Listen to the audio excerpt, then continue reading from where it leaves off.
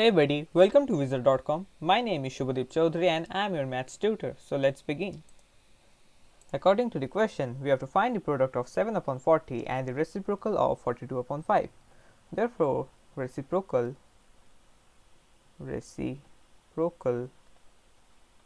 of 42 upon 5 will be 5 upon 42.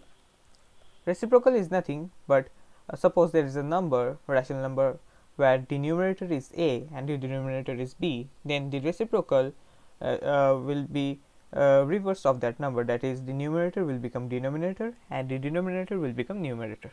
That's it. So here also, as you can see, the in this case in this fraction, 42 was the numerator and 5 was the denominator. So in its reciprocal, 5 became the numerator and 42 became the denominator. Now in the question, we have been asked to find the product of 7 upon 40 multiplied by 5 upon 42.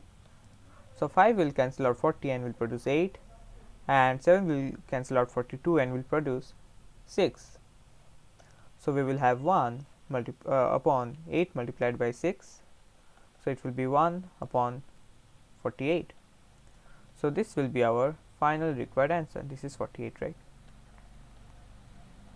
Thank you and have a great day.